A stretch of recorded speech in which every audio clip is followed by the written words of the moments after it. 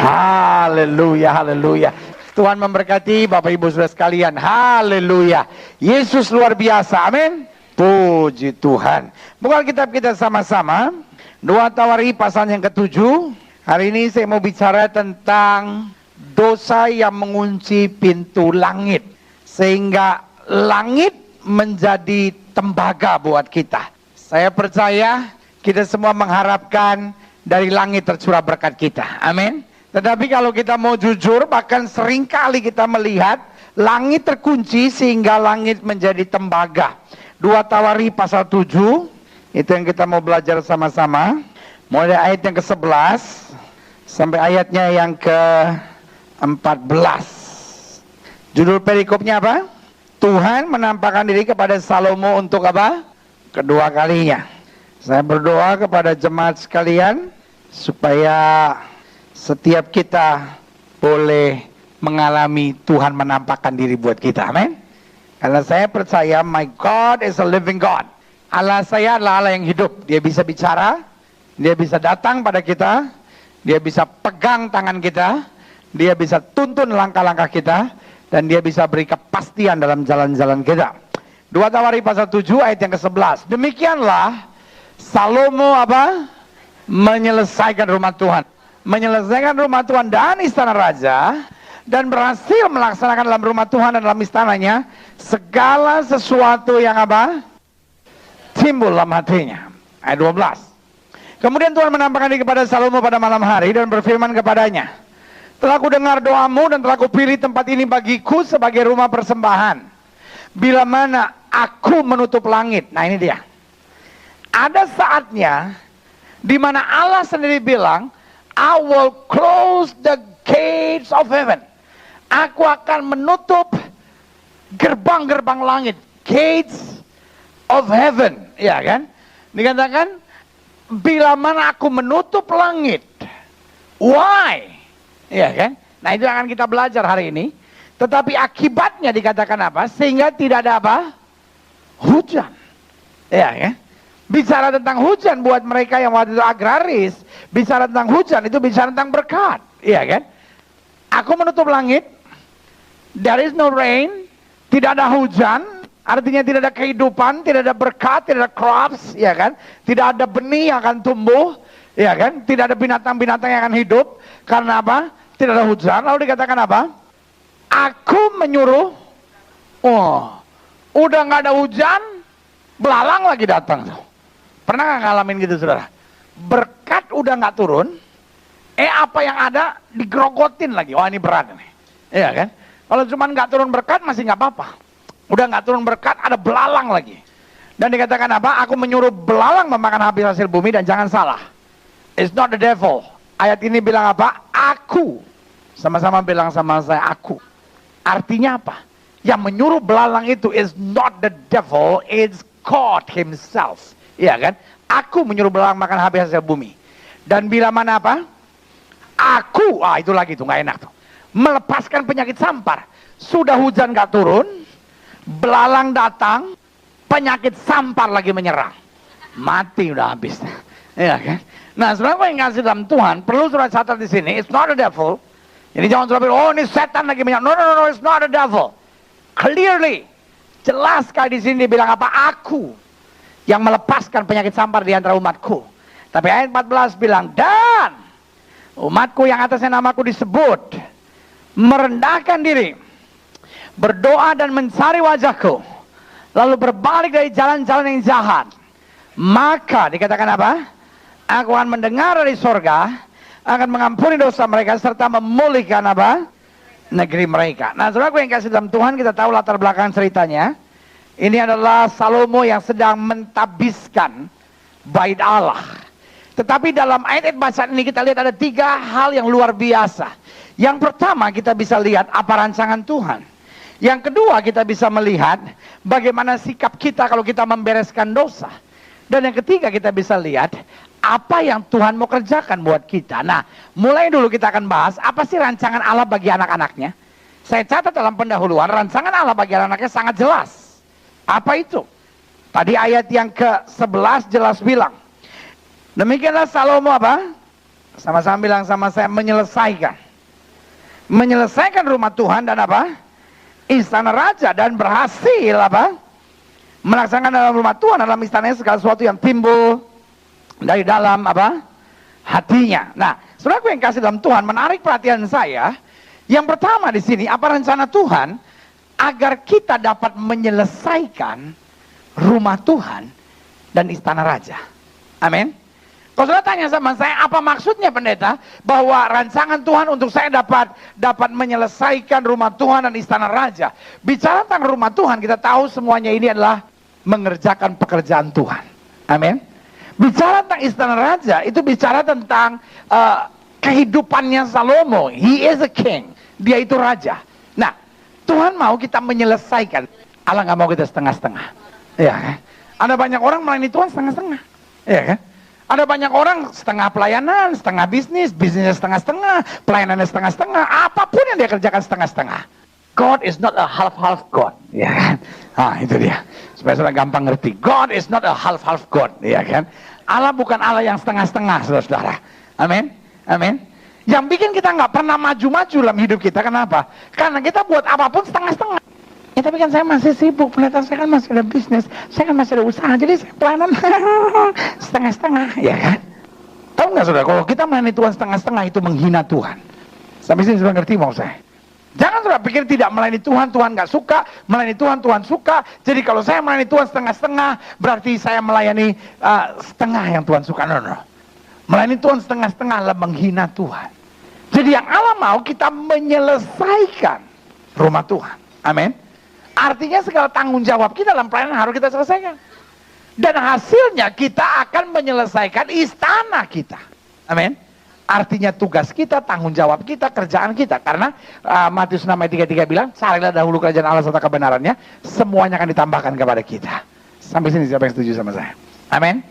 Nah, persoalannya kita tidak bisa menyelesaikan tugas kita. Kenapa? Karena kita tidak menyelesaikan apa yang Tuhan perintahkan buat kita.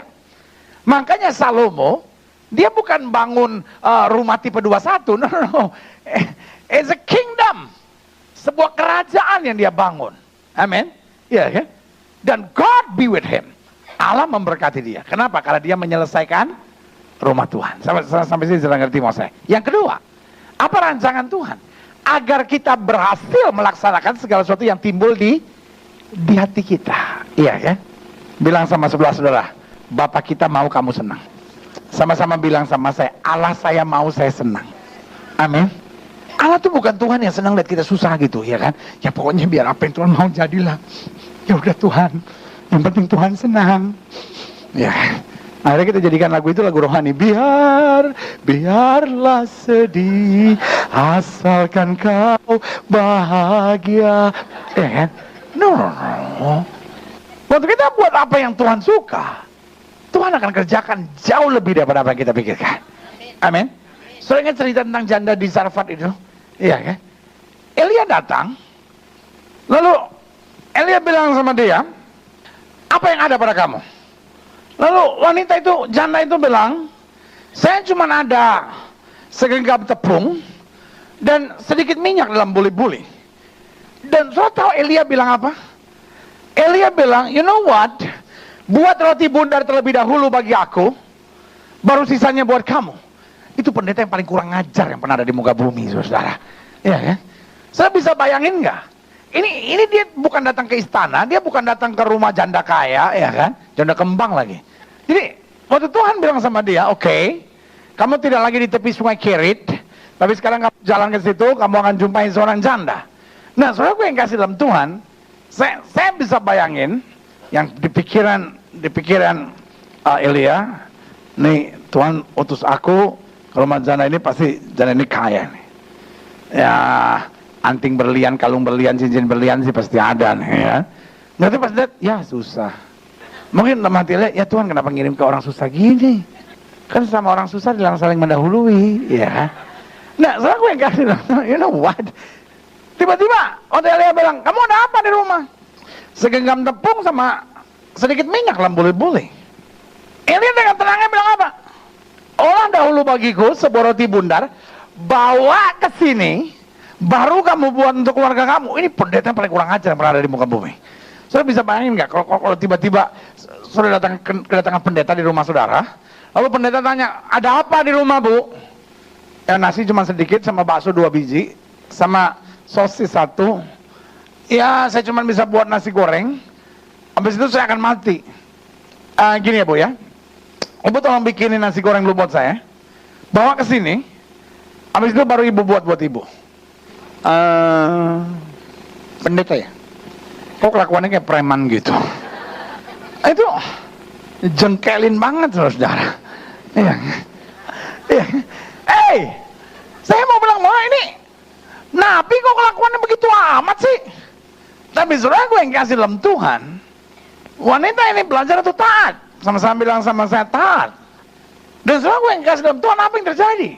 Selama dia mulai melakukan segalanya buat Tuhan terlebih dahulu. Ini yang saya mau bilang sama saudara. Minyak dan roti tidak pernah habis. Amin. Artinya apa? Artinya segala sesuatu yang timbul dalam hatinya, Tuhan berkati dia luar biasa. Kasih tepuk tangan yang meriah buat Tuhan. Tuhan mau lihat kita seneng kok. Iya kan? Waktu kita berani bayar harga yang bernama ketaatan, Tuhan akan buat kita senang. Saya nggak percaya hidup Kristen itu menderita. Saya sangat tidak percaya hidup Kristen itu stres. Yang saya percaya adalah hidup Kristen, apapun yang tidak pernah kita pikirkan, Tuhan sediakan luar biasa. Kasih tepuk tangan yang meriah buat Tuhan. Ada banyak orang yang merasa bahwa kalau dia percaya bahwa hidup Kristen itu sengsara, dia rohani. Ada banyak orang pikir kerohanian itu tergantung dari berapa kesengsaraan yang bisa kita pikul dalam hidup kita. No. Kerohanian bukan soal betapa kita sengsaranya, tetapi kerohanian bagaimana kita mengerti apa yang Tuhan sediakan buat kita. Amin. Makanya yang Tuhan mau kita menyelesaikan apa? Rumah Tuhan dan istana raja. Segala suatu pekerjaan Tuhan kita selesaikan, Tuhan akan selesaikan pekerjaan kita. Yang kedua, Tuhan mau kita melaksanakan segala yang timbul di hati kita dengan berhasil. Amin. Dan yang ketiga, kalau sudah masuk ayat 12-nya, saudara lihat, maka pada waktu malam hari Tuhan berbicara. Pertanyaan saya, kenapa pada malam hari Tuhan bicara? Karena setelah dia selesai menyelesaikan tugasnya, dia berlutut, dia datang pada Tuhan. Amin. Dia tidak nonton TV, dia tidak buka Facebook, dia tidak cari internet, ya kan? Dia juga tidak buat hal-hal yang lain. Apa yang dia buat? Ini yang saya mau bilang sama saudara. Dia bergaul karib dengan Tuhan. Amin. Sesibuk apapun saudara, jangan sampai nggak ada waktu untuk Tuhan. Amin. Repotnya udah nggak sibuk, nggak ada juga waktu buat Tuhan. Ini kelewatan. Ada orang pengangguran, doa aja enggak. Malaikat bilang, nganggur aja nggak mau doa, apalagi diberkati nih orang. Iya kan? Ada orang nganggur aja masih nggak mau ke gereja. Kalau saya jadi malaikat, gue jorokin. Iya kan? Bener. Bayangin nganggur. Orang nganggur kan kerjanya nganga. Nganggur aja nggak mau pelayanan. Nganggur aja nggak mau ke gereja. Nganggur aja nggak mau doa. Kalau diajak temennya, kok nggak ke gereja, nggak doa? Sibuk. Malaikat bilang, kita kok tahu nggak ada kerja apa-apa. Iya kan? Kamu nggak ada kerja apa-apa, kok pakai sibuk, ya kan? Makanya sesibuk apapun kita, mari punya waktu bergaul dengan Tuhan. Karena waktu kita bergaul dengan Tuhan, banyak hal yang kita tidak mengerti, yang Tuhan mulai singkapkan buat kita. Kasih tepuk tangan yang meriah buat Tuhan. Nah, selanjutnya, saya pelajari ada 7 dosa yang mengunci pintu langit. Sebagai gembala jemaat, saya senang untuk saya bagikan ini buat setiap saudara. Karena saya mau lihat langit di atas saudara terbuka dan penuh dengan berkat Tuhan. Kasih tepuk tangan lagi sekali lagi meriah buat Tuhan. Amin. Jangan sampai Tuhan menutup langit, lalu bukan cuma menutup langit, lalu apa? Melepaskan belalang, iya kan? Dan kemudian melepaskan apa? Penyakit sampar, iya kan? Nah, apa dosa yang mengunci pintu langit? Ayub pasal 15 ayat 12 sampai 13 bilang begini. Mengapa engkau dihanyutkan oleh perasaan hatimu dan mengapa matamu menyala-nyala? Sehingga engkau memalingkan hatimu menentang Allah dan mulutmu mengeluarkan perkataan serupa itu. Jadi dosa pertama yang mengunci pintu langit saya sebut berpaling dari Tuhan. Kita bisa berpaling dari Tuhan dengan banyak hal. Tadinya kita udah pelayanan karena kecewa kita mundur. Itu berpaling dari Tuhan. Kita sebetulnya udah mengenal kebenaran, kita sebetulnya udah berhenti merokok, misalnya kita sebetulnya udah tinggalkan kebiasaan-kebiasaan buruk kita gitu ya kan. Tapi karena kita lagi stres, karena kita lagi banyak masalah, kita kembali. Aduh, itu lebih jahat kata Alkitab. Karena apa? Itu yang Alkitab bilang bahwa tadinya rumah itu kosong, lalu sudah rapi tersusun ya kan. Roh-roh jahat sudah diusir keluar. Tetapi ketika sudah rapi, rumah itu masih tetap kosong. Apa yang terjadi? 7 roh jahat masuk. Nah, itu yang saya bilang, orang yang tadinya aktif pelayanan, makanya selalu saya bilang, orang yang paling jahat itu bukan yang nembak orang. Ya, bukan. Orang yang paling jahat adalah orang yang tadinya ke gereja, lalu nggak ke gereja lagi. Itu manusia paling jahat di muka bumi. Orang yang tadinya pelayanan, sekarang udah nggak pelayanan lagi. Itu jahat tuh. Orang kayak gitu diajak ngomong susah. Saya sering kali ketemu orang kayak bandar narkoba, pembunuh bayaran, manusia biasa kok. Jangan sudah pikir pembunuh bayaran, wow, orangnya berani-berani, tergantung. Pembunuh bayaran suruh tidur malam sendiri nggak ada yang berani. Apalagi ada bunyi gini, wow, tato di mana-mana, tapi pas bisa nangis, iya kan? Saya kan ada teman-teman yang kayak begitu yang saya sedang injili gitu ya, dan saya pelajari orang yang jahat-jahat begitu, diinjilin gampang bertobatnya. Yang paling susah bertobat orang yang pernah kecewa. Orang yang tadinya aktif banget di pelayanan, orang tadinya sibuk sekali di gereja, tiba-tiba ada masalah, hatinya sakit, berpaling dari Tuhan. Itu yang setan incar. Karena orang kalau udah berpaling dari Tuhan, saudara perhatiin deh, orang kalau tadinya aktif di pelayanan lalu mundur dari pelayanan, mulai ninggalin Tuhan, mulai berpaling dari Tuhan, mulai hidup dalam perzinahan. Tadinya dia pelayanan pendeta, sekarang kok bisa berzina kayak begitu, sekarang bisa jadi istri piaran. Dia apapun yang dia buat, pintu tertutup buat dia. Apa yang dia usahakan, dia coba jilat sana, dia coba jilat sini, dia coba halalkan segala cara, pintu tertutup. Itu bukan karena Tuhan hukum, bukan karena Tuhan hajar, tetapi Tuhan izinkan supaya apa? Supaya berbalik. Karena hanya dengan berbalik kepada Tuhan kita melihat kemuliaannya. Kasih tepuk tangan yang meriah buat Tuhan. Kita bisa saja kecewa, kita bisa saja menghadapi masalah-masalah yang berat, kita bisa saja mendapat tawaran-tawaran hidup yang kelihatannya menyenangkan, tapi jangan pernah berpaling dari Tuhan. Langit akan menjadi tembaga buat saudara. Yang kedua, Wahyu pasal 2 ayat 22. Lihatlah, aku akan melemparkan dia ke atas ranjang orang sakit, dan mereka yang berbuat zina dengan dia akan kulemparkan ke dalam kesukaran besar, jika mereka tidak bertobat dari perbuatan-perbuatan perempuan itu. Yang kedua, dosa yang mengunci pintu langit, saya pelajari adalah dosa apa? Dosa perzinahan.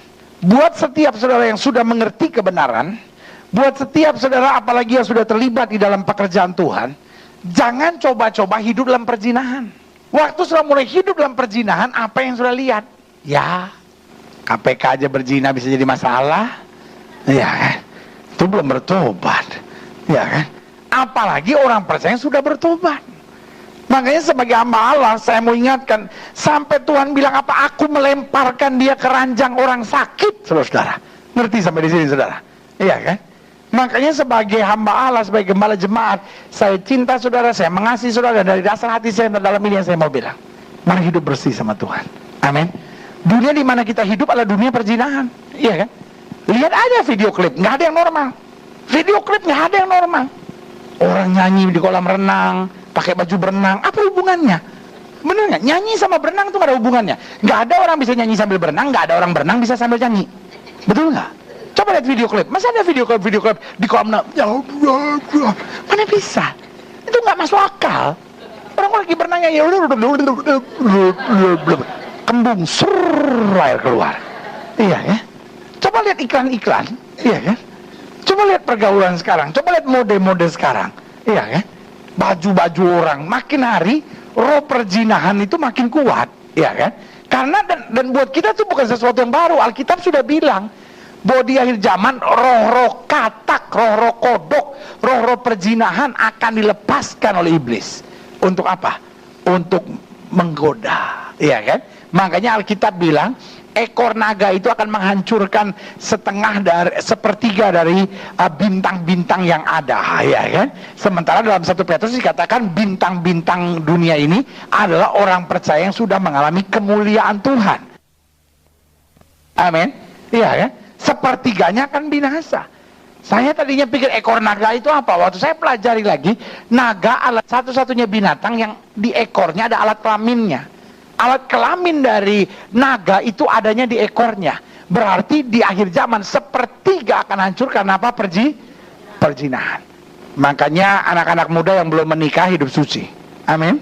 Bapak-bapak jangan amin-amin aja Pak, juga bapak-bapak ya kan. Ibu-ibu juga sama ya kan. Karena sekarang zina itu bukan cuma milik laki-laki. Wih, makanya ada banyak ibu-ibu bilang, oh laki-laki itu tukang zina. Zinanya sama siapa? Sama perempuan? Sama. Iya kan? Iya. Zaman sekarang sama gilanya. Makanya hidup dalam apa? Kesucian. Yang ketiga, apa dosa yang mengunci pintu langit? Dilihat Yesaya 3:16-17.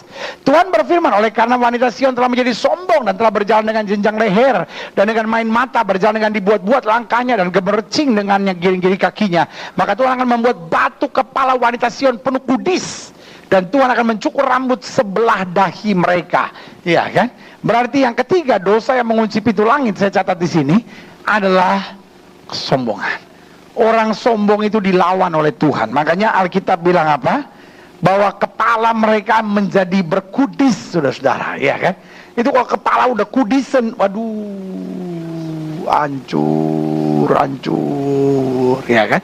Karena buat wanita yang namanya kepala adalah mahkota, rambut adalah mahkota. Kalau udah rambutnya kudisan, kalau kepalanya udah kudisan, iya kan? Nah, suami mana yang mau elus-elus dia kudis? Bukan dielus, digarok. Iya. Makanya sebagai hamba Allah saya mau bilang, sombong itu mengunci pintu langit. Karena orang sombong adalah orang yang melawan Tuhan. Orang sombong adalah orang yang merasa bahwa dia tidak perlu Tuhan. Apa sih ciri-ciri orang sombong? Bangun pagi nggak berdoa itu ciri orang sombong. Mungkin setelah menatap saya, oh penonton ini main-main aja. Sombong itu orang yang ngomongnya belagu, belum tentu. Iya. Sombong itu adalah orang yang bangun pagi nggak berdoa, itu sombong. Orang sebelum ngambil keputusan tidak berdoa itu sombong. Orang yang nggak mau melayani Tuhan itu orang sombong. Dia pikir saya nggak perlu Tuhan kok, ya kan?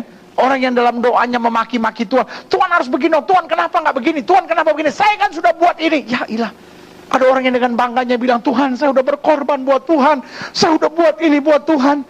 Malaikat bilang, oh begitu, kamu udah kasih apa sama Tuhan? Tiap bulan saya kasih 50 juta sebagai saya punya persembahan perpuluhan. Oh gitu. Yang aku kasih kepadamu berapa? Ya 500. Banyakan aku kan ngasih. Kita ini kadang-kadang baru ngasih perpuluhan aja sombong. Ada lagi yang belum kasih perpuluhan aja udah sombong. Iya kan? Yang kita kasih sama Tuhan kadang-kadang juga uang-uang kecil kita kok. Yang kadang-kadang kita kasih sama Tuhan juga cuma sisa-sisa waktu kita kok. Iya kan? Belajar jadi orang yang Tuhan, apa yang Tuhan buat itu yang terbaik buat saya. Karena semua yang saya punya datang dari Tuhan. Saya tidak bisa buat apa-apa kalau bukan karena Tuhan dalam hidup saya. Kalau tepuk tangan yang meriah buat Tuhan. Selanjutnya, apa dosa yang mengunci pintu langit? Lihat Yesaya 22 ayat 12-14. Pada waktu itu Tuhan semesta alam menyuruh orang menangis dan meratap dengan menggundul kepala dan melilikan kain kabung. Tetapi lihat di tengah-tengah mereka ada kegirangan dan sukacita, membantai lembu dan menyembelih domba, makan daging dan minum anggur sambil berseru, marilah kita makan dan minum sebab besok kita mati. Tetapi Tuhan semesta alam menyatakan dan berfirman kepadaku, sungguh kesalahanmu itu tidak akan diampuni sampai kamu mati, firman Tuhan semesta alam. Berarti selanjutnya dosa yang mengunci pintu langit, apa itu? Tidak mau bertobat. Pak, Bu, setiap kita pada dasarnya bisa salah. Iya kan? Berarti hidup ini bukan bagaimana supaya tidak salah, tapi bagaimana memperbaiki kesalahan. Makanya kita kalau jadi orang tuh ya, kalau ada orang salah, nggak usah kita jajah, kenapa sih? Ada orang kalau orang salah sedikit gitu kayaknya kita, dia tapi pendeta dia udah buat salah sama saya, pendeta saya belum bisa terima, pendeta saya tahu dia minta maaf tapi air mata buaya. Ya, lu kebetulan memang dia namanya buaya, mau diapain? Ya, memang air mata buaya. Iya kan? Ya. Di dekat rumah saya ada tukang gado-gado namanya Ibu Aya, namanya Rohaya, dipanggilnya Bu Aya, ya kan? Anaknya namanya Syafi'i, dipanggilnya Sapi. Jadi Bu Aya punya anak sapi, saudara. Tapi nggak apa-apa, yang penting bukan babi. Kalau babi kena flu. Sian tuh babi, udah dibilang haram, sekarang kena flu lagi. Aduh, saya berdoa supaya ada flu kambing biar satu sama, ya kan? Babi tertekan sekali sekarang. Iya. Sekarang babi nundung aja, nanti kalau ada flu kambing baru babi bilang satu sama. Iya. Setiap kita bisa salah, Pak. Ibu, setiap kita bisa salah. Karena itu kalau suami salah, ya sudahlah, bereskanlah. Kalau istri ada salah, ya udah. Kalau mertua ada salah, ipar-ipar ada salah gitu. Biasakan tuh, jangan disimpan kayak apaan gitu. Ada orang sampai kayak buduh, sampai kena penyakit kanker gara-gara nyimpen kesalahan orang. Jangan. Setiap orang bisa salah. Persoalannya kita mau bertobat nggak, itu aja. Amin. Alkitab sampai bilang gini, walaupun dosamu merah seperti kermizi, aku akan putihkan putih seperti salju. Amin. Berarti hidup Kristen yang pertama tidak perlu terjajah oleh kesalahan kita. Belajar menyadari saya sudah diampuni. Lalu yang kedua yang harus kita ingat, kalau ada orang bersalah sama kita, belajar kita juga mengampuni. Karena doa Bapa kami ajarkan kepada kita, ampunilah kesalahan kami sebagaimana kami juga mengampuni orang yang bersalah kepada kami. Jadi langit akan menjadi tembaga karena kita tidak mau bertobat. Kadangkala bukan besarnya kesalahan kita, tetapi soal keras kepalanya kita yang tidak mau bertobat. Karena Yesus bilang, mari kamu yang letih lesu dan berbeban berat, aku akan beri kelegaan kepadamu. Amin. Right. Selanjutnya, apa dosa yang mengunci pintu langit? Dari Yesaya 29 ayat 13-14. Dan Tuhan telah berfirman, oleh karena bangsa ini datang mendekat dengan mulutnya dan memuliakan aku dengan bibirnya, padahal hatinya menjauh daripadaku dan ibadahnya kepadaku hanyalah apa? Perintah manusia yang dihafalkan. Maka sebab itu sesungguhnya aku akan melakukan pula hal-hal yang ajaib kepada bangsa ini, keajaiban yang menakjubkan. Hikmat orang-orang yang berhikmat akan hilang, dan kearifan orang-orang yang arif akan apa? Tersembunyi. Ini yang saya bilang, langit menjadi tembaga, apapun yang dia kerjakan nggak bisa, karena hikmatnya udah hilang, kearifannya sudah tersembunyi. Kenapa itu bisa terjadi? Selanjutnya, dosa yang mengunci pintu langit, kemunafikan. Jangan jadi orang yang munafik. Munafik itu mengunci pintu langit. Makanya Tuhan marah sekali sama orang-orang Farisi, bukan karena mereka berzina. Tuhan marah sekali sama orang-orang Farisi, bukan karena mereka menyembah berhala. Tuhan marah sama orang Farisi sampai Tuhan bilang apa? Kamu itu luar kamu seperti kuburan, putih bersih, tapi dalam kamu penuh dengan tulang belulang yang busuk. Amin. Iya. Berkali-kali Tuhan marah sekali sama orang Farisi. Kenapa? Kemunafikan. Dan saya khawatir kandang kemunafikan terbesar adanya di gereja. Di kalangan penjahat, sesama penjahat udah tahu. Benar. Terus pergi ke Tanah Abang, preman sesama preman udah tahu, preman dia, lu juga preman, udah saling tahu sudah. Iya kan? Paling kalau ada lahan apa-apa kan tanah gua, nih, lu minggir lu. Kalau enggak tikam-tikaman ya, memang sama-sama preman, iya kan? Nggak ada yang perlu munafik-munafikan, sama-sama saling tahu, ya kan? Sama-sama bisa dibawa, cuma tinggal harganya yang beda, iya kan? Susah amat. Betul, iya kan? Di penjara juga sama-sama tahu, nggak ada yang perlu munafik. Tinggal bilang aja, bang masuk sini kenapa? 357, 374 bang. Biasanya yang disebut pasalnya, iya kan? Tapi percaya saya, kalau saya pergi ke tahanan, dari 100 orang, 95 bilang dia difitnah dari situ. Iya kan? Bener. Udah tahu, saya udah lama kan jadi pendeta, udah tahu. Tadinya sampai saya pikir ini polisi gila semua kali ini, hakim jaksa gila semua kali ini. Habis saya setiap kali pelayanan di penjara saya tanya, kenapa Pak di sini? Saya difitnah pendeta. Oh gitu. Saya tanya ibu ini, bu kenapa? Saya difitnah pendeta. Oh, ini difitnah. Nama saya, kok semua difitnah? Lama-lama saya pinteran dikit. Mana difitnah saya tanya, tapi bener. Ya nggak separah itu, tapi ngelakuin. Iya sih kepepet, tapi nggak mestinya nggak gitu. Jadi ngerjain. Ya iya sih. Tapi di gereja itu yang kadangkala saya pikir lebih banyak orang munafik daripada di penjara. Lebih banyak orang munafik di gereja daripada di rumah bordil. Ya kan? Karena orang gereja kalau ketemu orang gitu, shalom, haleluya, Yesus luar biasa, ya kan? Pas orangnya balik, nah, itu, bener, banci di Taman Lawang, dari dandanan sama modelnya udah kita tahu dia banci, berdirinya udah begini, celananya udah pendek, bajunya terbuka semuanya, oh, iya, udah ketahuan banci. Nah bedanya orang gereja, sampai malaikat kadang-kadang minder, bener, iya kan? Padahal piaraan, iya, Kadang orang gereja begitu, kalau di gereja, ku pandang wajahmu dan berseru pertolongan ku datang darimu. Semalam baru berzina dia. Sampai malaikat gini, kayaknya dia nih semalam nih. Iya bener. Sebagai gembala jemaat dari gereja ini, saya mau bilang, jemaat ini jangan ada yang munafik. Amin. Tuhan terima kita apa adanya kok. Amin. Belajar tulus saja sama Tuhan. Kemunafikan mengakibatkan langit menjadi tembaga, tetapi ketulusan memberikan berkat yang luar biasa dari sorga. Kasih tepuk tangan yang meriah. Selanjutnya, apa dosa yang mengunci pintu langit? Lihat Yesaya 29 ayat 20. Sebab orang yang gagah sombong akan berakhir, dan orang pencemooh akan habis, dan semua orang yang berniat jahat akan apa? Dilenyapkan. Selanjutnya, dosa yang mengunci pintu langit, cemooh, here, bodat, cemooh.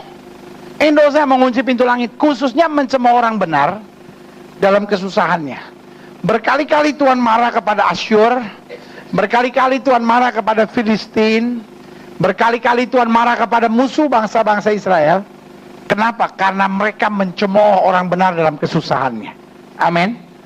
Selalu saya bilang begini, kalau orang benar sedang melewati ujian Tuhan, atau orang benar sedang melewati pukulan Tuhan, atau melewati hajaran Tuhan, kita nggak punya kuasa apa-apa. Amin. Jangan ngomongin. Makanya Daud bilang apa? Aku tidak akan menjamah orang yang Tuhan urapi. Amin. Daud aja nggak berani buat apa-apa kepada Saul, padahal Saul jelas-jelas telah berbuat salah kepadanya. Intinya cuma sederhana. Kenapa? Karena Daud mengerti betul, saya tidak boleh mencemooh, saya tidak boleh berbuat jahat, saya tidak boleh berbuat apapun terhadap orang-orang benarnya Tuhan. Amin. Makanya selalu saya bilang, jangan ngomongin pendeta, jangan ngomongin sesama orang percaya. Kalau dia aneh-aneh, urusan dia sama Tuhan. Amin. Tugas kita pokoknya just bless. Tugas kita pokoknya memberkati. Jaga hati kita, jaga lidah bibir mulut kita, maka berkat Tuhan akan tercurah dalam hidup kita. Kasih tepuk tangan yang meriah buat Tuhan ya. Selanjutnya, apa dosa yang mengunci pintu langit? Maliaki 3 ayat 8-10. Bolehkah manusia menipu Allah? Namun kamu menipu aku. Tapi kamu berkata, dengan cara bagaimanakah kami menipu engkau? Mengenai persembahan persepuluhan dan persembahan khusus. Kamu telah kena kutuk, tapi kamu masih menipu aku. Ya, kamu seluruh bangsa, bawalah seluruh persembahan perpuluhan itu ke dalam rumah perbendaharaan, supaya ada persediaan makanan di rumahku. Dan ujilah aku, firman Tuhan semesta alam, apakah aku tidak membukakan bagimu tingkap-tingkap langit dan mencurahkan berkat kepadamu sampai berkelimpahan. Yang ketujuh, dosa yang mengunci pintu langit adalah apa? Menipu Allah. Menipu Allah dengan apa? Dengan membawa yang cemar, kata Alkitab, padahal kita punya yang baik. Amin. Dengan menahan persepuluhan yang itu adalah haknya Tuhan dalam hidup kita. Iya kan? Saya tadinya berpikir 6 hal saya bagikan buat saudara, itu sudah lebih dari cukup. Tapi yang ketujuh ini Tuhan taruh kuat dalam hati saya. Kenapa? Karena memang tidak bisa, saya mau mencabutnya tidak bisa, karena saya menipu jemaat. Bahwa kalau saudara punya yang baik, lalu sudah menahannya dan mempersembahkan yang cemar, kata Alkitab, itu jahat. Ketika kita tahu bahwa segala sesuatu yang kita terima datangnya dari Tuhan, dan kita tidak menyisihkan 10% untuk kembali kepada Tuhan, maka kita membuat langit menjadi tembaga dalam hidup kita. Amin.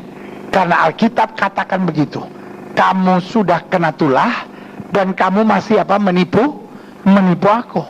Berarti ketika kita tidak membawa perpuluhan kita, ketika kita tidak memberi yang terbaik buat Tuhan, ya kan? Kadang-kadang dalam persembahan kita bilang, Tuhan, ini yang terbaik, ya kan? Kadang-kadang kita bohong sama Tuhan. Kita bilang, Tuhan ini yang terbaik, padahal Tuhan ini yang terkecil. Kadang-kadang kita bilang, Tuhan ini yang terbaik, padahal Tuhan ini yang sisanya dari semua yang terbaik yang sudah saya pakai. Amin. Emang kamu pikir Allah bisa dipermainkan, kata Alkitab? Iya kan? Kita dengan bangganya bilang, Tuhan berkati aku dengan yang terbaik. Malaikat bilang apa? Apa? Kamu aja tidak pernah memberikan yang terbaik kepada Tuhan. Amin. Apa yang kamu tabur itu yang kamu tuai. Kita menabur yang terbaik, kita menerima yang terbaik. Tuhan tidak sari sebuah jumlah tertentu, tetapi kita harus jujur bilang, Tuhan ini yang terbaik. Tuhan gak pernah kasih iuran di gereja. Kalau kamu mau diberkati, minimal 100.000 tiap kali kebaktian, perpuluhan, minimal 20 juta. Kurang dari itu tampeling kiri kanan. No, iya ya. Tuhan cuma minta yang terbaik, tapi Tuhan mau kita jujur. Tuhan tahu nggak yang terbaik yang ada pada kita? Mulai sekarang, jangan bohongin Tuhan lagi ya. Jangan bilang Tuhan yang terbaik. Nah, aku cuma baku seduh, ya kan? Iya kan? Tapi kalau kita bilang Tuhan yang terbaik, walaupun itu kecil, tapi kalau itu yang terbaik, God knows. Tuhan tahu kok janda yang memberikan persembahan hanya 2 keping itu kok yang Tuhan bilang yang terbaik. Amin. Kenapa? Karena dia memberikan segala yang dia miliki. Amin. Right. Selanjutnya saya pelajari, bagaimana kita membereskan dosa kalau langit sudah tertutup buat kita. Ayat selanjutnya menjelaskan kepada kita, ya kan, mulai masuk ayat yang ke-15-nya, barang siapa umat yang atasnya namaku disebut, ya kan? Apa umat yang atasnya namaku disebut? Kristen, ya kan? Kristen, Kristus, murid-muridnya Kristus. Amin. Makanya selalu saya bilang, orang Kristen punya tanggung jawab berbeda. Ketika orang dunia berzina, orang biasa aja tuh. Tapi ketika orang Kristen berzina, pasti diomongin orang, katanya Kristen kok berzina, iya kan? Ketika orang hamil di luar nikah, biasa. Tapi ketika orang Kristen hamil di luar nikah, pasti jadi bahan pembicaraan orang. Katanya Kristen kok hamil di luar nikah. Ketika laki-laki tempeleng istri, biasa. Tetapi ketika orang Kristen tempeleng istri, itu jadi bahan perbincangan orang. Katanya orang Kristen kok tempeleng istri. Ketika majikan tendang pembantu, sekarang menjadi biasa. Jangan ke tendang pembantu, lempar pakai setrikaan aja ada. Ya kan? Ada saya baca di koran kok, majikan gobloknya minta ampun. Masa dia punya pembantu dia setrika, dia pikir sapu tangan atau apa? Ketahuan majikannya goblok banget, nggak biasa setrika. Orang dia pergi setrika, ya kan? Dia ngeliat orang ada pakai sapu tangan main setrika aja, set aja. Untung dia nggak jahit dan obras habis itu, ya kan? Tapi saya bilang ini manusia udah sakit. Tapi kalau itu yang ngerjain Kristen jadi masalah, iya kan? Iya kan? Makanya lihat, kenapa persoalan TKI diperkosa, kenapa TKI dipukulin, kenapa TKI dianiaya tidak pernah menjadi persoalan besar. Karena kejadiannya di Malaysia, kejadiannya rata-rata di Arab, iya kan? Nggak jadi persoalan. Coba kalau kejadiannya di Amerika, oh astaga, iya kan? Pasti orang Kristen menganiaya TKI Islam, iya kan? Tapi kalau kejadian di Arab, dia bilang normal, memang begitu kelakuannya, iya kan? Kejadian di Malaysia memang begitu kok kelakuan mereka. Makanya persoalannya nggak pernah besar, ya itu resiko kita, karena memang udah tahu gitu menghadapi keledai liar kayak begitu, gitu kan? Iya. Saya sih ngomong apa adanya. Buktinya kan sampai sekarang nggak pernah ada kasus kan? Iya kan? Paling cuma wah tuh dihukum mati, waduh, iya kan? Biasa aja gitu. Kenapa? Karena memang dianggap normal kalau mereka yang mengerjakannya. Tapi coba kalau yang mengerjakannya Kristen, aduh darah Yesus. Pasti persoalan jadi perkara besar, iya kan? Makanya Alkitab bilang umat yang atasnya namaku disebut. We carry the name of Christ. Kita membawa nama Kristus dimanapun kita ada. Amin. Bilang sama saudara-saudara, makanya hati-hati. What should we do? Apa yang harus kita buat? Yang pertama, merendahkan diri. Jangan ngotot, jangan, waduh Tuhan kenapa begini, kenapa saya dipukul, kenapa langit menjadi tembaga, kenapa masalah saya berat. Merendahkan diri. Lord forgive me. Merendahkan diri. Tuhan apa salah saya, Tuhan apa yang harus saya perbaiki. Merendahkan diri. Kalau sudah udah mulai merasa langit menjadi tembaga, merendahkan diri. Yang kedua apa? Berdoa. Berdoa bukan paksa Tuhan untuk mengerjakan apa yang kita mau, tapi doa minta petunjuk Tuhan, langkah apa yang harus saya buat. Situasi sudah begini Tuhan, ya kan? Utang saya udah menumpuk Tuhan. Jangan bilang Tuhan bayar utang saya, enak aja. Dia yang bikin utang Tuhan yang suruh bayar, ya kan? Tapi kita doa minta hikmat, Tuhan apa yang harus saya buat. Tuhan saya tidak menyerah, Tuhan saya tahu Tuhan akan buka jalan, ya kan? Tuhan akan beri kepastian buat saya, ya kan? Kita kadang-kala waktu kita udah merendahkan diri sama Tuhan, kita nyalahin semua orang. No. Kadang-kala persoalan menjadi worse, bukan karena semua orang nggak mau nolong saudara, bukan karena semua orang ngecewain saudara, tapi karena memang karakter saudara yang jelek, saudara. Jadi yang pertama merendahkan diri, yang kedua apa? Berdoa. Yang ketiga apa? Cari wajah Tuhan. Artinya Tuhan, maunya Tuhan tuh apa sih Tuhan? Apa sih yang perlu diperbaiki di dalam hidup saya Tuhan? Cari wajah Tuhan. Ketika kita merendahkan diri, berdoa mencari wajah Tuhan. Dan apa? Ini yang paling penting. Berbalik dari jalan-jalan kita yang jahat.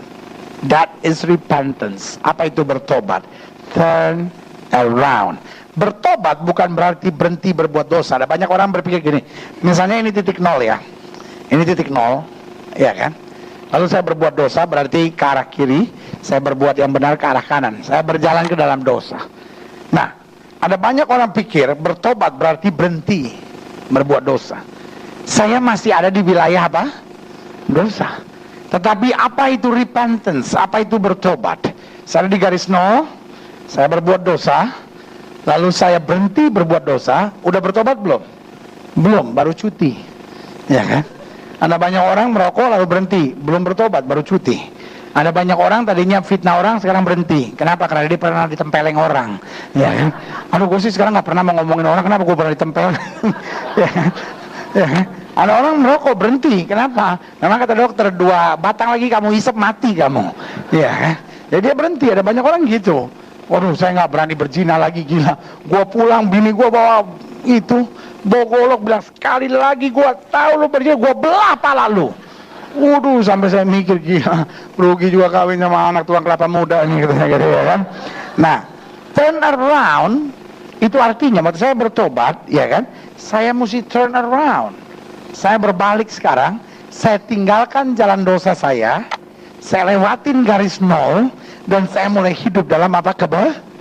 Kebenaran. Sampai sini sudah ngerti mau saya? Amin. Itu yang Alkitab bilang berbalik jalan, berbalik dari jalan-jalan kita yang jahat. Karena kalau kita cuma berhenti berbuat dosa, itu cuma cuti sebentar. Sebentar lagi pasti jatuh lagi.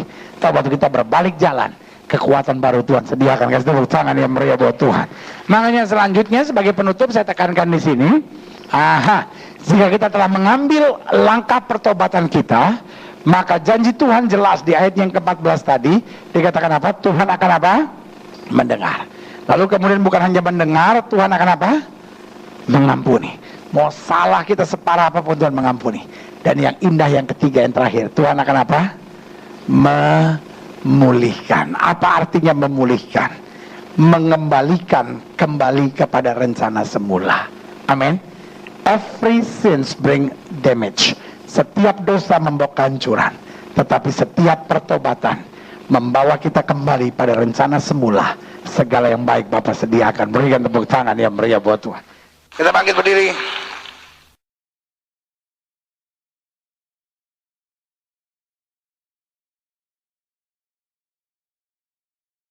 Arti saya melayani setengah yang Tuhan suka. No. Melayani Tuhan setengah-setengah adalah menghina Tuhan. Jadi yang Allah mau kita menyelesaikan rumah Tuhan. Amin. Artinya segala tanggung jawab kita dalam pelayanan harus kita selesaikan.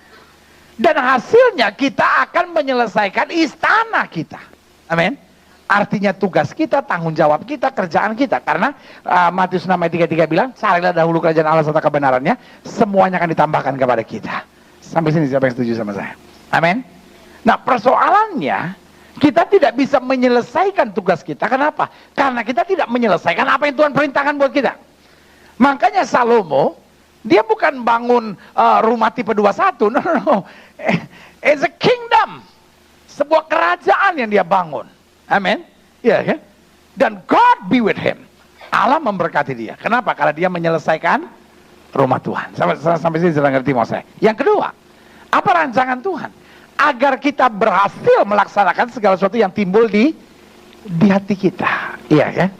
Bilang sama sebelah saudara, Bapak kita mau kamu senang. Sama-sama bilang sama saya, Allah saya mau saya senang. Amin. Allah tuh bukan Tuhan yang senang lihat kita susah gitu, ya kan? Ya pokoknya biar apa yang Tuhan mau jadilah. Ya udah Tuhan, yang penting Tuhan senang. Ya. Akhirnya kita jadikan lagu itu lagu rohani. Biarlah sedih, asalkan kau bahagia. Ya kan? No. Waktu kita buat apa yang Tuhan suka, Tuhan akan kerjakan jauh lebih daripada apa yang kita pikirkan. Amin. Soalnya cerita tentang janda di Sarfat itu. Iya kan? Elia datang. Lalu Elia bilang sama dia, apa yang ada pada kamu? Lalu wanita itu, janda itu bilang, saya cuma ada segenggam tepung, dan sedikit minyak dalam buli-buli. Dan saudara tahu Elia bilang apa? Elia bilang, you know what? Buat roti bundar terlebih dahulu bagi aku, baru sisanya buat kamu. Itu pendeta yang paling kurang ajar yang pernah ada di muka bumi, saudara. Iya kan? Saya bisa bayangin nggak? Ini dia bukan datang ke istana, dia bukan datang ke rumah janda kaya, ya kan? Janda kembang lagi. Jadi waktu Tuhan bilang sama dia, oke, kamu tidak lagi di tepi sungai Kerit, tapi sekarang kamu jalan ke situ, kamu akan jumpai seorang janda. Nah, saudara gue yang kasih dalam Tuhan, saya bisa bayangin yang di pikiran Elia, nih Tuhan utus aku ke rumah janda ini, pasti janda ini kaya nih. Ya, anting berlian, kalung berlian, cincin berlian sih pasti ada nih ya. Nanti pas lihat, ya susah. Mungkin dalam hati lihat, ya Tuhan kenapa ngirim ke orang susah gini? Kan sama orang susah dilarang saling mendahului, ya. Nah, soalnya gue yang kasih, you know what? Tiba-tiba, Elia bilang, kamu ada apa di rumah? Segenggam tepung sama sedikit minyak dalam buli-buli. Elia dengan tenangnya bilang apa? Olah dahulu bagiku sebuah roti bundar, bawa ke sini, baru kamu buat untuk keluarga kamu. Ini pendeta yang paling kurang ajar yang pernah ada di muka bumi. Saudara bisa bayangin nggak kalau tiba-tiba saudara kedatangan pendeta di rumah saudara, lalu pendeta tanya, ada apa di rumah bu? Ya nasi cuma sedikit sama bakso 2 biji, sama sosis 1. Ya saya cuma bisa buat nasi goreng. Habis itu saya akan mati. Gini ya bu ya, ibu tolong bikinin nasi goreng dulu buat saya, bawa ke sini. Habis itu baru ibu buat ibu. Pendeta ya? Kok kelakuannya kayak preman gitu? Itu jengkelin banget saudara. Iya. Saya mau bilang ini nabi kok kelakuannya begitu amat sih? Tapi saudara gue yang kasih dalam Tuhan, wanita ini belajar untuk taat. Sama-sama bilang sama saya taat. Dan saudara gue yang kasih dalam Tuhan, apa yang terjadi? Selama dia mulai melakukan segalanya buat Tuhan terlebih dahulu. Ini yang saya mau bilang sama saudara. Minyak dan roti tidak pernah habis. Amin. Artinya apa? Artinya segala sesuatu yang timbul dalam hatinya, Tuhan berkati dia luar biasa. Kasih tepuk tangan yang meriah buat Tuhan. Tuhan mau lihat kita seneng kok. Iya kan? Waktu kita berani bayar harga yang bernama ketaatan, Tuhan akan buat kita senang. Saya nggak percaya hidup Kristen itu menderita. Saya sangat tidak percaya hidup Kristen itu stres. Yang saya percaya adalah hidup Kristen, apapun yang tidak pernah kita pikirkan, Tuhan sediakan luar biasa. Kasih tepuk tangan yang meriah buat Tuhan. Ada banyak orang yang merasa bahwa kalau dia percaya bahwa hidup Kristen itu sengsara, dia rohani. Ada banyak orang pikir kerohanian itu tergantung dari berapa kesengsaraan yang bisa kita pikul dalam hidup kita. No. Kerohanian bukan soal betapa kita sengsaranya, tetapi kerohanian bagaimana kita mengerti apa yang Tuhan sediakan buat kita. Amin. Makanya yang Tuhan mau kita menyelesaikan apa? Rumah Tuhan dan istana raja. Segala suatu pekerjaan Tuhan kita selesaikan, Tuhan akan selesaikan pekerjaan kita. Yang kedua, Tuhan mau kita melaksanakan segala yang timbul di hati kita dengan berhasil. Amin. Dan yang ketiga, kalau sudah masuk ayat 12-nya, saudara lihat, maka pada waktu malam hari Tuhan berbicara. Pertanyaan saya, kenapa pada malam hari Tuhan bicara? Karena setelah dia selesai menyelesaikan tugasnya, dia berlutut, dia datang pada Tuhan. Amin. Dia tidak nonton TV, dia tidak buka Facebook, dia tidak cari internet, ya kan? Dia juga tidak buat hal-hal yang lain. Apa yang dia buat, ini yang saya mau bilang sama saudara, dia bergaul karib dengan Tuhan. Amin. Sesibuk apapun saudara, jangan sampai nggak ada waktu untuk Tuhan. Amin. Repotnya udah nggak sibuk, nggak ada juga waktu buat Tuhan. Ini kelewatan. Ada orang pengangguran, doa aja nggak. Malaikat bilang, nganggur aja nggak mau doa, apalagi diberkati nih orang. Iya ya. Ada orang nganggur aja masih nggak mau ke gereja. Kalau saya jadi malaikat, gue jorokin. Iya ya. Bener. Bayangin nganggur. Orang nganggur kan kerjanya nganga. Nganggur aja nggak mau pelayanan, nganggur aja nggak mau ke gereja, nganggur aja nggak mau doa. Kalau diajak temennya, kok nggak ke gereja nggak doa? Sibuk. Malaikat bilang, kita kok tahu nggak ada kerja apa-apa, iya kan? Kamu nggak ada kerja apa-apa kok pakai sibuk, ya kan? Makanya sesibuk apapun kita, mari punya waktu bergaul dengan Tuhan. Karena waktu kita bergaul dengan Tuhan, banyak hal yang kita tidak mengerti, yang Tuhan mulai singkapkan buat kita. Kasih tepuk tangan yang meriah buat Tuhan. Nah, selanjutnya, saya pelajari ada 7 dosa yang mengunci pintu langit. Sebagai gembala jemaat, saya senang untuk saya bagikan ini buat setiap saudara. Karena saya mau lihat langit di atas saudara terbuka dan penuh dengan berkat Tuhan. Kasih tepuk tangan lagi sekali lagi yang meriah buat Tuhan. Amin. Jangan sampai Tuhan menutup langit, lalu bukan cuma menutup langit, lalu apa? Melepaskan belalang, iya kan? Dan kemudian melepaskan apa? Penyakit sampar, iya kan? Nah, apa dosa yang mengunci pintu langit? Ayub pasal 15 ayat 12 sampai 13 bilang begini. Mengapa engkau dihanyutkan oleh perasaan hatimu dan mengapa matamu menyala-nyala? Sehingga engkau memalingkan hatimu menentang Allah dan mulutmu mengeluarkan perkataan serupa itu. Jadi dosa pertama yang mengunci pintu langit saya sebut berpaling dari Tuhan.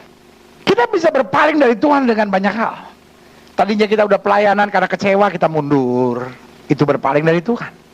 Kita sebetulnya udah mengenal kebenaran, kita sebetulnya udah berhenti merokok, misalnya kita sebetulnya udah tinggalkan kebiasaan-kebiasaan buruk kita gitu ya kan. Tapi karena kita lagi stres, karena kita lagi banyak masalah, kita kembali. Aduh, itu lebih jahat kata Alkitab. Karena apa? Itu yang Alkitab bilang bahwa tadinya rumah itu kosong, lalu sudah rapi tersusun ya kan, roh-roh jahat sudah diusir keluar. Tetapi ketika sudah rapi, rumah itu masih tetap kosong. Apa yang terjadi? 7 roh jahat masuk. Nah, itu yang saya bilang, orang yang tadinya aktif pelayanan, makanya selalu saya bilang, orang yang paling jahat itu bukan yang nembak orang, ya, bukan. Orang yang paling jahat adalah orang yang tadinya ke gereja lalu nggak ke gereja lagi. Itu manusia paling jahat di muka bumi. Orang yang tadinya pelayanan sekarang udah nggak pelayanan lagi. Itu jahat tuh. Orang kayak gitu diajak ngomong susah. Saya sering kali ketemu orang kayak bandar narkoba, pembunuh bayaran, manusia biasa kok. Jangan sudah pikir pembunuh bayaran, wow, orangnya berani-berani. Tergantung. Pembunuh bayaran suruh tidur malam sendiri nggak ada yang berani. Apalagi ada bunyi gini, wow, tato di mana-mana, tapi pas bisa nangis, iya kan? Saya kan ada teman-teman yang kayak begitu yang saya sedang injili gitu ya, dan saya pelajari orang yang jahat-jahat begitu diinjilin gampang bertobatnya. Yang paling susah bertobat orang yang pernah kecewa, orang yang tadinya aktif banget di pelayanan, orang tadinya sibuk sekali di gereja, tiba-tiba ada masalah, hatinya sakit, berpaling dari Tuhan. Itu yang setan incar. Karena orang kalau udah berpaling dari Tuhan, saudara perhatiin deh. Orang kalau tadinya aktif di pelayanan, lalu mundur dari pelayanan, mulai ninggalin Tuhan, mulai berpaling dari Tuhan, mulai hidup dalam perzinahan. Tadinya dia pelayanan, pendeta, sekarang kok bisa berzina kayak begitu, sekarang bisa jadi istri piaran. Lihat apapun yang dia buat, pintu tertutup buat dia. Apa yang dia usahakan, dia coba jilat sana, dia coba jilat sini, dia coba halalkan segala cara, pintu tertutup. Itu bukan karena Tuhan hukum, bukan karena Tuhan hajar, tetapi Tuhan izinkan supaya apa? Supaya berbalik. Karena hanya dengan berbalik kepada Tuhan kita melihat kemuliaannya. Kasih tepuk tangan yang meriah buat Tuhan. Kita bisa saja kecewa, kita bisa saja menghadapi masalah-masalah yang berat, kita bisa saja mendapat tawaran-tawaran hidup yang kelihatannya menyenangkan, tapi jangan pernah berpaling dari Tuhan. Langit akan menjadi tembaga buat saudara. Yang kedua, Wahyu pasal 2 ayat 22. Lihatlah, aku akan melemparkan dia ke atas ranjang orang sakit, dan mereka yang berbuat zina dengan dia akan kulemparkan ke dalam kesukaran besar, jika mereka tidak bertobat dari perbuatan-perbuatan perempuan itu. Yang kedua, dosa yang mengunci pintu langit, saya pelajari adalah dosa apa? Dosa perzinahan. Buat setiap saudara yang sudah mengerti kebenaran, buat setiap saudara apalagi yang sudah terlibat di dalam pekerjaan Tuhan, jangan coba-coba hidup dalam perzinahan. Waktu sudah mulai hidup dalam perzinahan, apa yang sudah lihat? Ya, KPK aja berzina bisa jadi masalah. Ya kan? Itu belum bertobat. Ya kan? Apalagi orang percaya yang sudah bertobat. Makanya sebagai hamba Allah, saya mau ingatkan, sampai Tuhan bilang apa? Aku melemparkan dia ke ranjang orang sakit, saudara. Ngerti sampai di sini, saudara? Iya kan? Makanya sebagai hamba Allah, sebagai gembala jemaat, saya cinta saudara, saya mengasihi saudara, dan dari dasar hati saya dalam ini yang saya mau bilang, mari hidup bersih sama Tuhan. Amin. Dunia di mana kita hidup adalah dunia perzinahan, iya kan? Lihat aja video klip, nggak ada yang normal. Video klip nggak ada yang normal. Orang nyanyi di kolam renang, pakai baju berenang, apa hubungannya? Bener nggak? Nyanyi sama berenang itu nggak ada hubungannya. Nggak ada orang bisa nyanyi sambil berenang, nggak ada orang berenang bisa sambil nyanyi. Betul nggak? Coba lihat video klip. Masa ada video klip di kolam mana bisa? Itu nggak masuk akal. Orang lagi berenang ya kembung air keluar. Iya ya. Coba lihat iklan-iklan. Iya kan? Coba lihat pergaulan sekarang. Coba lihat mode-mode sekarang. Iya kan? Baju-baju orang makin hari roh perzinahan itu makin kuat. Iya kan? Karena dan buat kita itu bukan sesuatu yang baru. Alkitab sudah bilang bahwa di akhir zaman roh-roh katak, roh-roh kodok, roh-roh perzinahan akan dilepaskan oleh iblis. Untuk apa? Untuk menggoda. Iya kan? Makanya Alkitab bilang ekor naga itu akan menghancurkan sepertiga dari bintang-bintang yang ada, ya kan? Sementara dalam 1 Petrus dikatakan bintang-bintang dunia ini adalah orang percaya yang sudah mengalami kemuliaan Tuhan. Amin. Iya kan? Sepertiganya akan binasa. Saya tadinya pikir ekor naga itu apa? Waktu saya pelajari lagi, naga adalah satu-satunya binatang yang di ekornya ada alat kelaminnya. Alat kelamin dari naga itu adanya di ekornya. Berarti di akhir zaman sepertiga akan hancur karena apa? Perzinahan. Makanya anak-anak muda yang belum menikah hidup suci. Amin. Bapak-bapak jangan amin-amin aja Pak, juga bapak-bapak, ya kan. Ibu-ibu juga sama, ya kan. Karena sekarang zina itu bukan cuma milik laki-laki. Wih, makanya ada banyak ibu-ibu bilang, oh laki-laki itu tukang zina. Zinanya sama siapa? Sama perempuan? Sama. Iya kan? Iya. Zaman sekarang sama gilanya. Makanya hidup dalam apa? Kesucian. Yang ketiga, apa? Hallelujah, hallelujah to His name, King Jesus, Jesus, we pray. Haleluya, haleluya. Tuhan memberkati Bapak Ibu Saudara sekalian. Haleluya. Yesus luar biasa. Amin. Puji Tuhan. Buka kitab kita sama-sama. 2 Tawari pasal yang ke-7. Hari ini saya mau bicara tentang dosa yang mengunci pintu langit. Sehingga langit menjadi tembaga buat kita. Saya percaya kita semua mengharapkan dari langit tercurah berkat kita. Amin. Tetapi kalau kita mau jujur, bahkan seringkali kita melihat langit terkunci sehingga langit menjadi tembaga. 2 Tawari pasal 7, itu yang kita mau belajar sama-sama. Mulai ayat yang ke-11 sampai ayatnya yang ke-14. Judul perikopnya apa? Tuhan menampakkan diri kepada Salomo untuk apa? Kedua kalinya. Saya berdoa kepada jemaat sekalian supaya setiap kita boleh mengalami Tuhan menampakkan diri buat kita. Amin. Karena saya percaya my God is a living God. Allah saya adalah Allah yang hidup. Dia bisa bicara, dia bisa datang pada kita, dia bisa pegang tangan kita, dia bisa tuntun langkah-langkah kita, dan dia bisa beri kepastian dalam jalan-jalan kita. 2 Tawari pasal 7 ayat yang ke-11. Demikianlah Salomo apa? Menyelesaikan rumah Tuhan. Menyelesaikan rumah Tuhan dan istana raja, dan berhasil melaksanakan dalam rumah Tuhan dan dalam istananya segala sesuatu yang apa? Timbul dalam hatinya. Ayat 12. Kemudian Tuhan menampakkan diri kepada Salomo pada malam hari dan berfirman kepadanya, telah ku dengar doamu dan telah ku pilih tempat ini bagiku sebagai rumah persembahan. Bila mana aku menutup langit. Nah ini dia. Ada saatnya di mana Allah sendiri bilang, I will close the gates of heaven. Aku akan menutup gerbang-gerbang langit. Gates of heaven. Ya kan? Dikatakan, bila mana aku menutup langit. Why? Ya kan? Nah itu akan kita belajar hari ini. Tetapi akibatnya dikatakan apa? Sehingga tidak ada apa? Hujan. Ya kan? Bicara tentang hujan buat mereka yang waktu itu agraris. Bicara tentang hujan itu bicara tentang berkat. Iya kan? Aku menutup langit. There is no rain. Tidak ada hujan. Artinya tidak ada kehidupan. Tidak ada berkat. Tidak ada crops. Iya kan? Tidak ada benih yang akan tumbuh. Iya kan? Tidak ada binatang-binatang yang akan hidup. Karena apa? Tidak ada hujan. Lalu dikatakan apa? Aku menyuruh. Oh, udah nggak ada hujan. Belalang lagi datang. Pernah nggak ngalamin gitu saudara? berkat udah nggak turun, apa yang ada digrogotin lagi. Wah ini berat nih, iya kan? Kalau cuma nggak turun berkat masih nggak apa-apa. Udah nggak turun berkat, ada belalang lagi. Dan dikatakan apa? Aku menyuruh belalang memakan habis hasil bumi, dan jangan salah, it's not the devil. Ayat ini bilang apa? Aku. Sama-sama bilang sama saya, aku. Artinya apa? Yang menyuruh belalang itu is not the devil, it's God himself. Iya kan? Aku menyuruh belalang makan habis hasil bumi. Dan bila mana apa?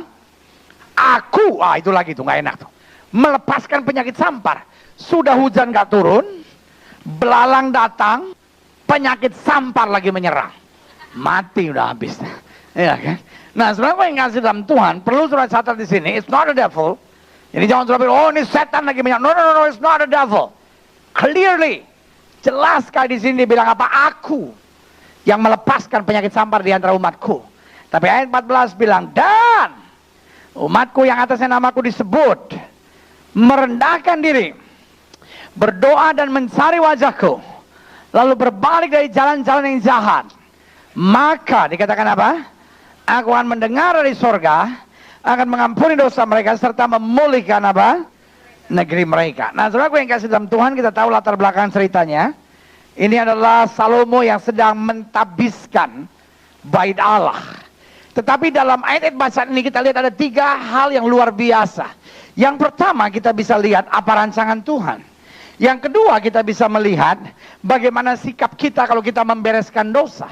Dan yang ketiga, kita bisa lihat apa yang Tuhan mau kerjakan buat kita. Nah, mulai dulu kita akan bahas apa sih rancangan Allah bagi anak-anaknya. Saya catat dalam pendahuluan, rancangan Allah bagi anak-anaknya sangat jelas. Apa itu? Tadi ayat yang ke-11 jelas bilang, demikianlah Salomo apa? Sama-sama bilang sama saya, menyelesaikan rumah Tuhan dan apa? Istana raja, dan berhasil apa? Melaksanakan dalam rumah Tuhan, dalam istananya segala sesuatu yang timbul dari dalam apa? Hatinya. Nah, saudaraku yang kasih dalam Tuhan, menarik perhatian saya. Yang pertama di sini, apa rencana Tuhan agar kita dapat menyelesaikan rumah Tuhan dan istana raja. Amin. Kalau saudara tanya sama saya, apa maksudnya pendeta? Bahwa rancangan Tuhan untuk saya dapat menyelesaikan rumah Tuhan dan istana raja. Bicara tentang rumah Tuhan, kita tahu semuanya ini adalah mengerjakan pekerjaan Tuhan. Amin. Bicara tentang istana raja, itu bicara tentang kehidupannya Salomo. He is a king. Dia itu raja. Nah, Tuhan mau kita menyelesaikan. Allah nggak mau kita setengah-setengah. Iya kan? Ada banyak orang melayani Tuhan setengah-setengah. Iya kan? Ada banyak orang setengah pelayanan, setengah bisnisnya setengah-setengah, pelayanannya setengah-setengah, apapun yang dia kerjakan setengah-setengah. God is not a half-half God. Ya kan? Nah, itu dia. Supaya saudara gampang ngerti. God is not a half-half God. Ya kan? Allah bukan Allah yang setengah-setengah, saudara-saudara. Amin. Amin. Yang bikin kita nggak pernah maju-maju dalam hidup kita, kenapa? Karena kita buat apapun setengah-setengah. Ya tapi kan saya masih sibuk, pendeta, saya kan masih ada bisnis, saya kan masih ada usaha, jadi saya pelayanan setengah-setengah, ya kan? Tahu nggak saudara, kalau kita melayani Tuhan setengah-setengah itu menghina Tuhan. Sampai sini sudah ngerti mau saya? Jangan saudara pikir tidak melayani Tuhan, Tuhan nggak suka, melayani Tuhan, Tuhan suka. Jadi kalau saya melayani Tuhan setengah-setengah, menafikan. Dan saya khawatir kandang kemunafikan terbesar adanya di gereja. Di kalangan penjahat, sesama penjahat udah tahu. Benar. Tahu pergi ke Tanah Abang. Preman sesama preman udah tahu, preman dia, lu juga preman. Udah saling tahu sudah. Iya kan? Paling kalau ada lahan apa-apa kan tanah gua, nih, lu minggir lu. Kalau enggak tikam-tikaman ya, memang sama-sama preman, iya kan? Nggak ada yang perlu munafik-munafikan. Sama-sama saling tahu, ya kan? Sama-sama bisa dibawa, cuma tinggal harganya yang beda. Iya kan? Susah amat. Betul, iya kan? Di penjara juga sama-sama tahu, nggak ada yang perlu munafik. Tinggal bilang aja, bang masuk sini kenapa?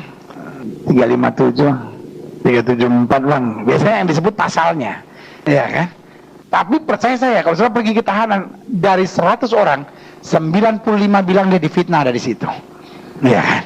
Bener. Udah tahu, saya udah lama kan jadi pendeta, udah tahu. Tadinya sampai saya pikir ini polisi gila semua kali ini, hakim jaksa gila semua kali ini. Habis saya setiap kali pelayanan di penjara saya tanya, kenapa Pak di sini? Saya difitnah pendeta. Oh gitu. Saya tanya ibu ini, bu kenapa? Saya difitnah pendeta. Oh ini udah fitnah. Nama saya, kok semua difitnah? Lama-lama saya pinteran dikit. Mana difitnah saya tanya, tapi bener. Ya nggak separah itu, tapi ngelakuin. Iya sih kepepet, tapi nggak mestinya nggak gitu. Jadi ngerjain. Ya iya sih. Tapi di gereja itu yang kadangkala saya pikir lebih banyak orang munafik daripada di penjara. Lebih banyak orang munafik di gereja daripada di rumah bordil. Ya kan? Karena orang gereja kalau ketemu orang gitu, shalom, haleluya, Yesus luar biasa, ya kan? Pas orangnya balik, nah, itu, bener, banci di Taman Lawang, dari dandanan sama modelnya udah kita tahu dia banci, berdirinya udah begini, celananya udah pendek, bajunya terbuka semuanya, oh, iya, udah ketahuan banci. Nah bedanya orang gereja, sampai malaikat kadang-kadang minder, bener, iya kan? Padahal piaraan, iya. Kadang orang gereja begitu. Kalau di gereja, ku pandang wajahmu dan berseru pertolongan ku datang darimu. Semalam baru berzina dia tuh. Sama malaikat gini, kayaknya dia nih semalam nih. Iya bener. Sebagai gembala jemaat dari gereja ini, saya mau bilang jemaat ini jangan ada yang munafik, amin. Tuhan terima kita apa adanya kok, amin. Belajar tulus saja sama Tuhan. Kemunafikan mengakibatkan langit menjadi tembaga, tetapi ketulusan memberikan berkat yang luar biasa dari sorga. Kasih tepuk tangan yang meriah. Selanjutnya, apa dosa yang mengunci pintu langit? Lihat Yesaya 29 ayat 20. Sebab orang yang gagal sombong akan berakhir, dan orang pencemooh akan habis, dan semua orang yang berniat jahat akan apa? Dilenyapkan. Selanjutnya, dosa yang mengunci pintu langit, cemooh, here, bodat, cemooh. Ini dosa yang mengunci pintu langit, khususnya mencemooh orang benar dalam kesusahannya. Berkali-kali Tuhan marah kepada Asyur, berkali-kali Tuhan marah kepada Filistin, berkali-kali Tuhan marah kepada musuh bangsa-bangsa Israel.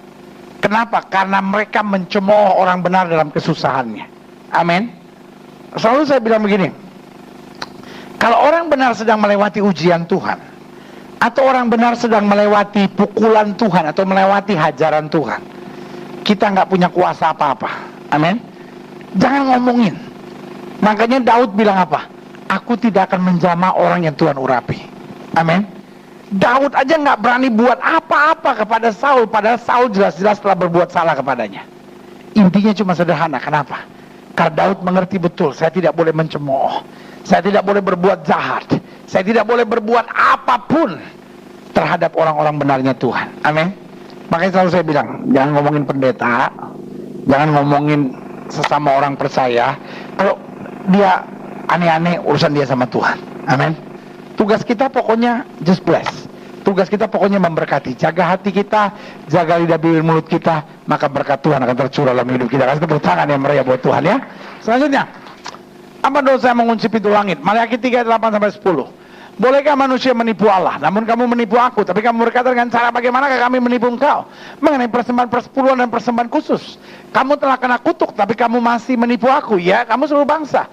Bawalah seluruh persembahan perpuluhan itu ke dalam rumah perbendaharaan, supaya ada persediaan makanan di rumahku. Dan ujilah aku, firman Tuhan semesta alam.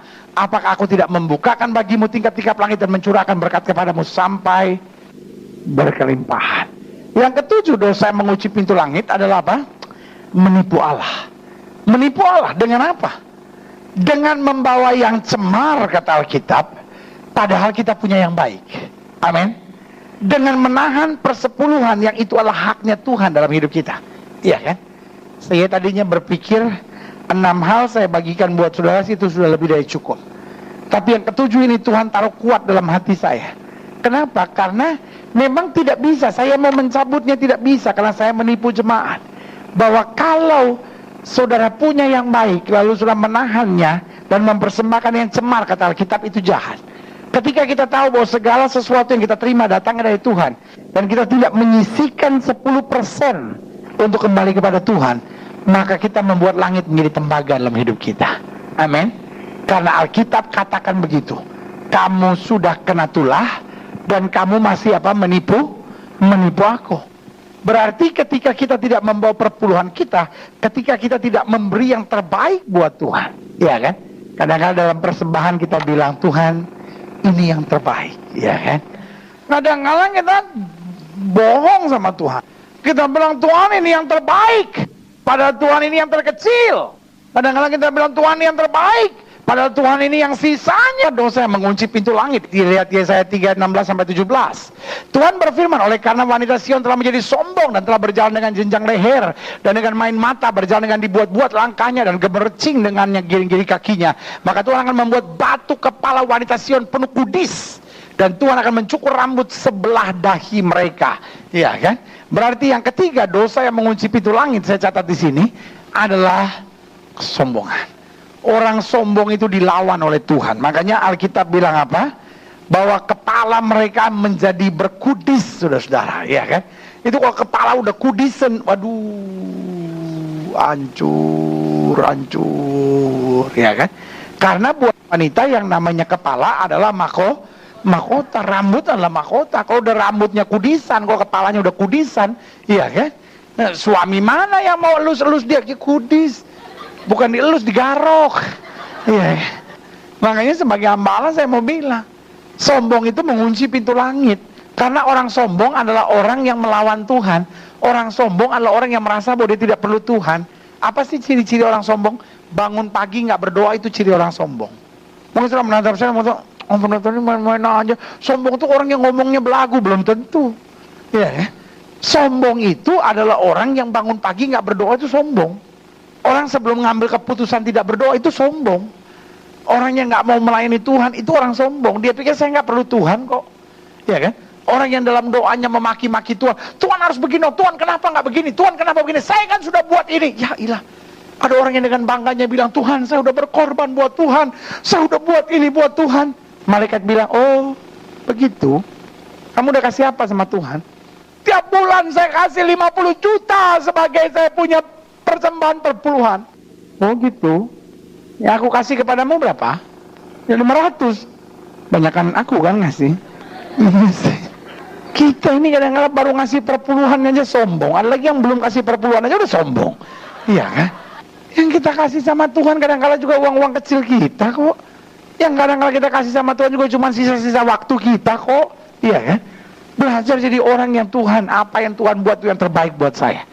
Karena semua yang saya punya datang dari Tuhan. Saya tidak bisa buat apa-apa kalau bukan karena Tuhan dalam hidup saya. Kalau tepuk tangan yang meriah buat Tuhan. Selanjutnya, apa dosa yang mengunci pintu langit? Lihat Yesaya 22 ayat 12-14. Pada waktu itu Tuhan semesta alam menyuruh orang menangis dan meratap dengan menggundul kepala dan melilikan kain kabung.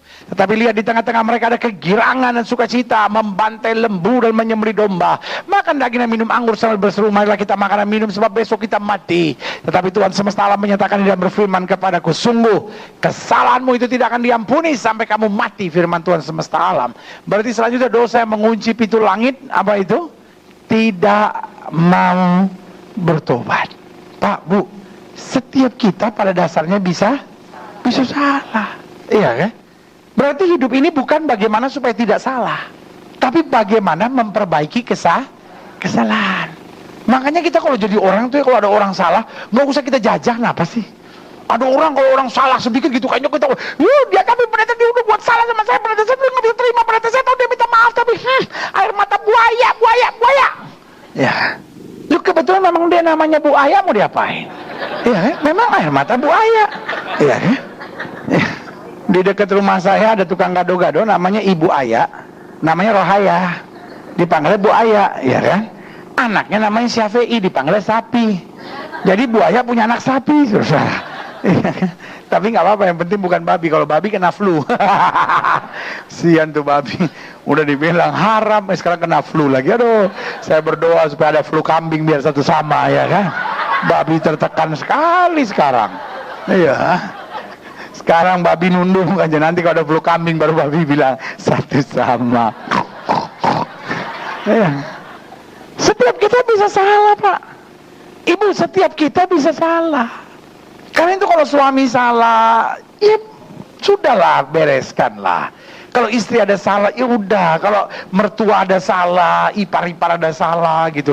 Biasakan tuh, jangan disimpan kayak apaan gitu. Ada orang sampai kayak buduh, sampai kena penyakit kanker gara-gara nyimpen kesalahan orang. Jangan. Setiap orang bisa salah. Persoalannya kita mau bertobat nggak, itu aja. Amin. Alkitab sampai bilang gini, walaupun dosamu merah seperti kermizi, aku akan putihkan putih seperti salju. Amin. Berarti hidup Kristen yang pertama tidak perlu terjajah oleh kesalahan kita. Belajar menyadari saya sudah diampuni. Lalu yang kedua yang harus kita ingat, kalau ada orang bersalah sama kita, belajar kita juga mengampuni. Karena doa Bapa kami ajarkan kepada kita, ampunilah kesalahan kami sebagaimana kami juga mengampuni orang yang bersalah kepada kami. Jadi langit akan menjadi tembaga karena kita tidak mau bertobat. Kadangkala bukan besarnya kesalahan kita, tetapi soal keras kepalanya kita yang tidak mau bertobat. Karena Yesus bilang, mari kamu yang letih lesu dan berbeban berat, aku akan beri kelegaan kepadamu. Amin. Right. Selanjutnya, apa dosa yang mengunci pintu langit? Dari Yesaya 29 ayat 13-14. Dan Tuhan telah berfirman, oleh karena bangsa ini datang mendekat dengan mulutnya dan memuliakan aku dengan bibirnya, padahal hatinya menjauh daripadaku dan ibadahnya kepadaku hanyalah perintah manusia yang dihafalkan, maka sebab itu sesungguhnya aku akan melakukan pula hal-hal yang ajaib kepada bangsa ini, keajaiban yang menakjubkan. Hikmat orang-orang yang berhikmat akan hilang, dan kearifan orang-orang yang arif akan apa? Tersembunyi. Itu yang saya bilang, langit menjadi tembaga, apapun yang dia kerjakan nggak bisa, karena hikmatnya udah hilang, kearifannya sudah tersembunyi. Kenapa itu bisa terjadi? Selanjutnya, dosa yang mengunci pintu langit, kemunafikan. Jangan jadi orang yang munafik. Munafik itu mengunci pintu langit. Makanya Tuhan marah sekali sama orang-orang Farisi, bukan karena mereka berzina. Tuhan marah sekali sama orang-orang Farisi, bukan karena mereka menyembah berhala. Tuhan marah sama orang Farisi sampai Tuhan bilang apa? Kamu itu luar kamu seperti kuburan, putih bersih, tapi dalam kamu penuh dengan tulang belulang yang busuk. Amin. Iya. Berkali-kali Tuhan marah sekali sama orang Farisi. Kenapa?